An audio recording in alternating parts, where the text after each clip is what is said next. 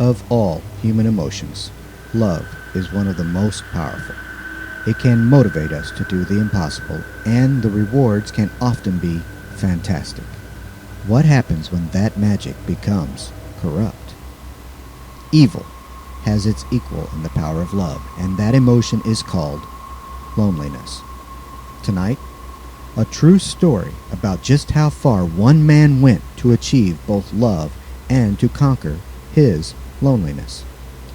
Hello, I am author Donald Allen Kirch, and this is Stranger Than Fiction.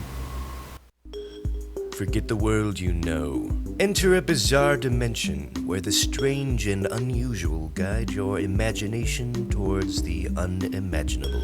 Life is stranger than fiction in these true stories, where the ordinary is replaced with the extraordinary. Explore strange legends, weird myths, and odd folklore. The facts are laid before you to examine. You're invited to draw your own conclusions on these true stories of the paranormal.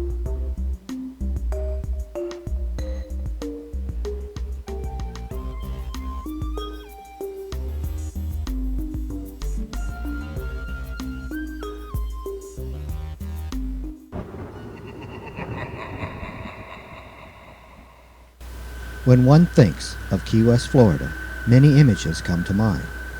There are the swashbuckling stories of the pirates of old, of brave citizens having hurricane parties and riding out the storms, of artist colonies dedicated to helping those rare souls with vision, and of Ernest Hemingway bleeding at his typewriter, battling his own demons. Like any other small town in America, or for the world that matter, Key West has its fair share of ghosts. There is one story most in this island community wished had never happened. The story of a May-December romance that took a turn to the macabre. A one-sided affair which, when told, reads like a Stephen King or Clive Barker novel, but alas, was neither fiction nor forgotten. It is the sixth story of Dr. Count Karl Tanzler von Kassel.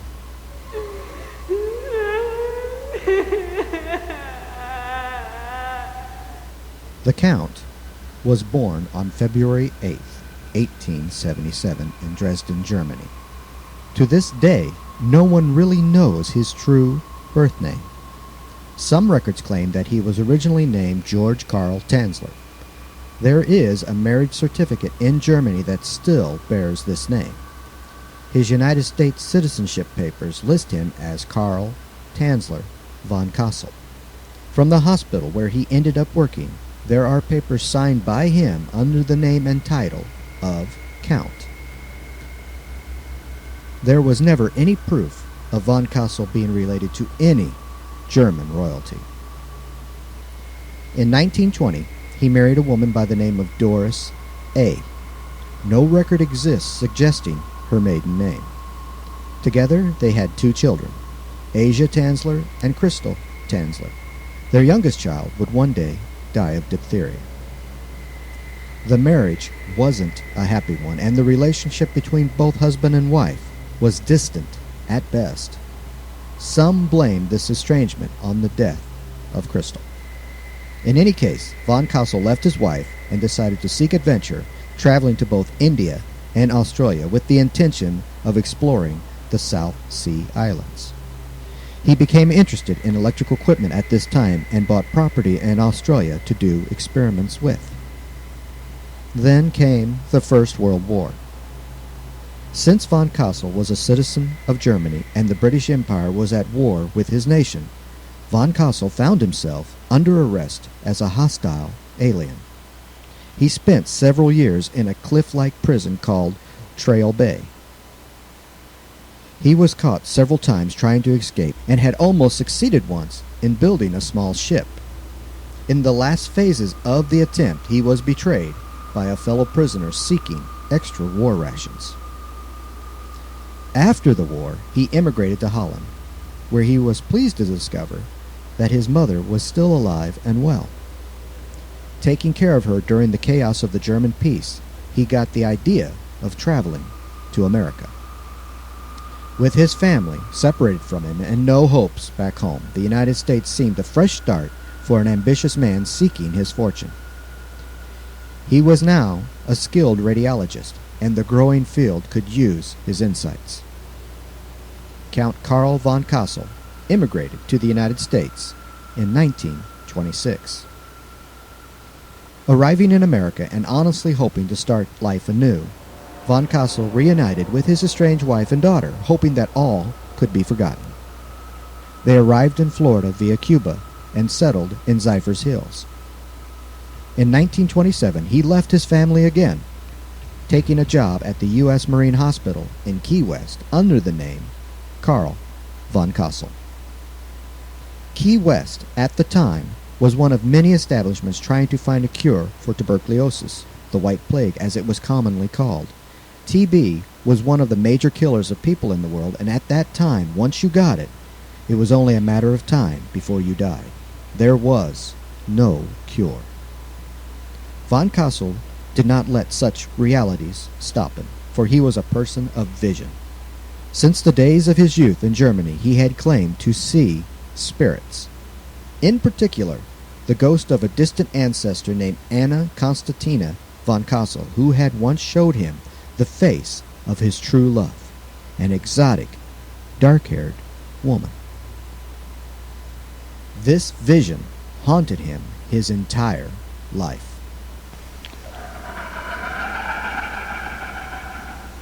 That was until he met Elena Hoyos in 1930.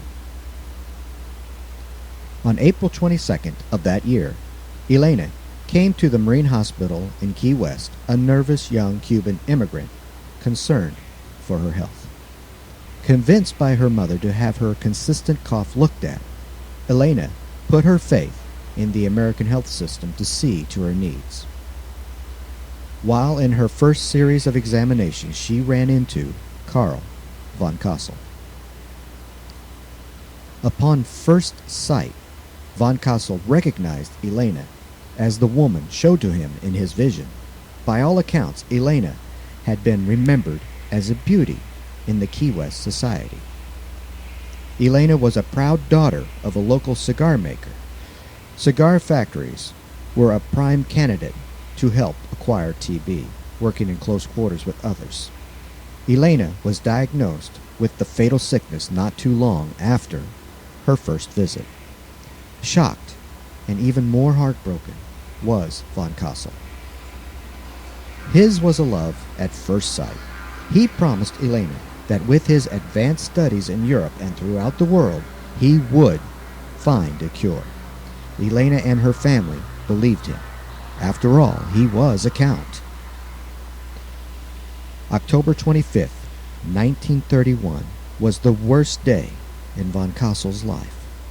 On that day, Elena Hoyos died as a result of her tuberculosis. Despite his best efforts, experiments, and theories, the timid and shy old man could not save the life of his true love. Elena's family was not wealthy enough to pay for their daughter's funeral expenses. Although the owner of a respected cigar factory, Elena's family faced financial bankruptcy due to the economic problems of the time. Von Kassel paid for everything. With permission, he later had constructed an impressive mausoleum in the Key West Cemetery. Dedicated to his lost love, the man visited her grave every night. His dedication was well received by Elena's grieving family. They took him in as a member of theirs and showed him the love and respect he could never seem to find elsewhere in his life. There was more to it than grief for von Kassel. He would later confess to a sick and dark need to see his Elena. Von Kassel believed that Elena's ghost appeared to him each night during his visits dressed in a bride's dress. She would sing to him and promise her eternal love, and that in death she would be his life bride. Little known to von Kassel or ignored by him was the fact that Elena had already had a husband at the time of her death. Although her husband had abandoned her after a tragic miscarriage, she was still someone else's wife. Obsession turned dark in April of 1933, 2 years after Elena's death. Von Kassel crept into the Key West cemetery where Elena was buried and, using a small red flyer wagon, stole her body from the mausoleum. He carted the unfortunate woman's mortal remains through the city and back to his home, all the while singing to his true love. Von Kassel claimed that he was only doing what Elena demanded of him. She would often beg him to take her home so that their love would become complete. The work ahead was hard, but Von Kassel was in love. With the greatest care, I now detached the uppermost layers of cloth, which were overgrown and eaten up with slimy molds. All of those which did not come off easily I left on her body to soak for the time being, as it might injure her delicate skin, which I wanted to keep intact. I was not surprised to discover small maggots which were feeding on blood around her head and ears and on the surface of her abdomen. The odor was overpowering. The Count worked on his lover's corpse with the attention an engineer would give to his own creation. He reattached Elena's bones using copper wire and coat hangers. Wishing to have a little more humanity attached to the dead thing, he added a set of glass eyes to her skull. Decay was no problem. As her flesh rotted away, he would replace it with a combination of silk cloth soaked in wax and plaster of Paris. As her hair fell out, he replaced it with a wig he had fashioned from Elena's own hair, cut before her death, given to him by her mother. Now Von Kassel was doing the singing. Often his neighbors would hear the man on his piano late at night singing old Spanish love songs. Most considered him crazy long before the horrific discovery. Some saw him as a poetic romantic celebrating the loss of a younger love. In any case, all seemed to leave him alone, allowing the madness to continue. Von Kassel was quite ingenious in keeping his illusion alive. To keep the corpse from collapsing in upon itself, he stuffed Elena's remains with scented cloth and cotton. He dressed her lovingly in stockings, jewelry, and gloves to help keep her hands intact. Never did the woman leave the oasis of their shared bed. Her bed was especially created by Von Kassel to keep her essence as well as her body intact. A small lip was raised all around the mattress to capture any juices which would escape from Elena's body as it slowly rotted away, in the hopes that Von Kassel could create a special perfume so that the scent of her would survive. To curb the curiosity of his neighbors, Von Kassel would be seen trying to brew strange potions and perfumes. He would apologize and state that he was doing this all in the name of science. In truth, he masked Maria's rotting with perfumes, disinfectants, and preserving agents. It was a persistent odor. In October of 1940, Elena's elder sister started to become suspicious. There had been curiosities which turned into concerns by the people of Key West. Every day and night, this elderly gentleman visiting a grave at odd hours. Sometimes he was not seen for days leaving. Then, one day, it just stops. Why? Elena's sister confronted Von Kassel on his own front lawn. She heard gossip about her sister's body being taken, and she wanted Von Kassel to take her to see her sister within her tomb, and she wanted it now. Von Kassel knew that he had been caught. "That will not be necessary," he calmly stated, leading Elena's sister into his home. Elena has been here all the while. The scene that awaited Elena's sister was the kind expected from a Poe horror story. A huge porcelain doll, glaring dead eyes out into space and surrounded by burning candles, greeted the disgusted woman on the second floor of von Kassel's humble home. Scented rags and bottles of loose cotton attacked her senses, as well as a thick smell of death. Appropriate to the moment, upon her sister hearing her own scream, Elena's corpse seemed to quiver in its juices, causing a strand of her hair to detach itself from its wig. Elena almost appeared to smile.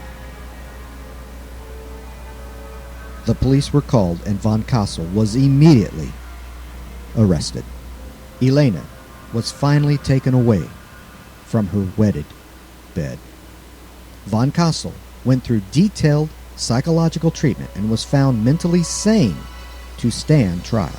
The charge, wantonly and maliciously destroying a grave and removing a body without authorization. On October 9th, 1940, the trial was held. The case was thrown out. The statute of limitations for the crime had expired. Elena's corpse was examined by the local pathologist and put on public display at the Dean Lopez Funeral Home. Even in rescue, her shame continued. Over 6,900 curious citizens came to see the exhibit. Eventually, Elena was once again buried within the Key West Cemetery, but this time in an unmarked location guaranteeing no disturbance in her rest. Only 2 people know where she is, and they are not telling. Von Kassel found himself dropped into the weird world of celebrity. It seemed most people felt sorry and genuinely sympathetic for what he had done. Several magazine articles were written about him at the time, and he was labeled an eccentric romantic. There was, in reality, something less than romance going on, a fact most chose to ignore. Necrophilia. In 1972, while wishing to write a book on their experiences, the 2 doctors who were present at the 1940 investigations revealed evidence on the case. Von Kassel had been a sick man, having installed an artificial vagina into Elena's corpse, making it possible for intercourse. One of von Kassel's constant duties was to clean out his love for their next night of adventure. Some say that although beaten, von Kassel had not been defeated. On July 3rd, 1952, in Cypress Hill, Florida, the sad remains of von Kassel were discovered upon his apartment's floor. He had been dead for at least 3 weeks. No one knew of his past, and he had died under the name Carl Tanzler. Within this man's hands, at the time of his death, was a life-size doll with a porcelain death mask strapped upon it. The death mask, it is said, had belonged to Elena Hoyos.